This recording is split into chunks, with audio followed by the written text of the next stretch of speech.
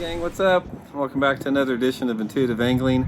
Really appreciate you guys making some time to the video, and still out here in Las Vegas. Actually, Kim just got done with her powerlifting meet today, and she finished third place in the powerlifting competition, so I'll probably post some stuff on that. But man, she had a 400 and something pound back squat, a 400 and something pound deadlift, and like a 225 pound bench press. So it's pretty impressive. But anyway, I'll give you guys some update on that later. But hey, today's video, what I'm going to talk about is I'm going to give you guys two things. If there's two things that you can do that are easy to do and quick to do, and you can do right now to improve your bass fishing success tremendously, I'm going to give you what those two things are and sort of go over in detail a little bit about how you can accomplish that. And real quick, I just want to give you guys a weekly reminder. If you guys are out looking for any baits to order, please, take advantage of the link in the description for the Baitworks link. You guys know I'm working with Baitworks here in Springfield, Missouri. It's a great way to support this channel. If you need fishing tackle and you want to help the channel out, just use that link in the description. It's a great way, and I'll also include the Blockit Old Skill Jig link. We got them up and going. Okay, so anyway, getting back to this, guys. Two things here. A nice simple video here. First thing that you can do to immediately improve your success on the water and improve how many fish you catch is work on your casting skills. Guys, I can take somebody right now, if nobody don't even know what a bass is, and they've never fished in their lives, they don't know anything about bass fishing, I could take them out in my backyard and spend an hour with them, teaching them how to be a good caster. They could go out and catch a bunch of fish, because casting skills, casting accuracy, guys, is so important in bass fishing.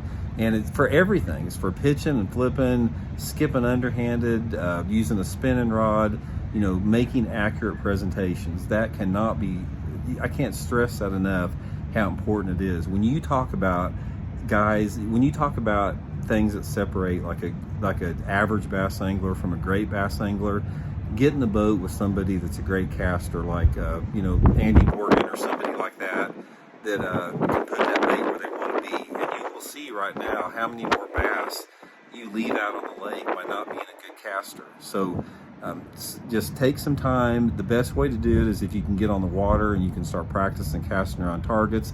But practice your pitching and flipping. Practice it left-handed and right-handed. Practice it where you can go back and forth and switch between right-handed and left-handed.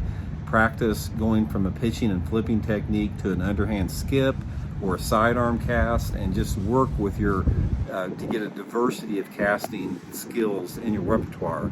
Same with spinning, guys. Work with skipping a spinning rod, work with making sidearm casts, overhand casts, everything. And the more that you do that, and the more you pay attention to it, it will immediately increase your success on the water. Second thing, guys, that you need to focus on is focus itself. And what I'm talking about focus is when you're bass fishing, you have to be in the moment. You have to be aware of what your bait is doing down there, how it's working, and be expecting a fish every single cast. Because if you just cast out there and you're talking to your buddy, or your mind's drifting off to something you have to do back home, like mowing the grass or whatever, you're going to not only have less productive casts, but you're going to miss opportunities when you get them. So one of the exercises that I like to give people is when you make your cast, the entire time that you're retrieving that lure, just try to get a visual in your mind about, say you were you were in a little spaceship. Say you're throwing your crankbait, and you could actually get inside that little crankbait like a spaceship. Pretend like you're going through the water and you're bouncing over objects and all that type of stuff, and picture bass coming up from behind and how they would ambush that, coming over rocks, coming over limbs, back the side of the docks.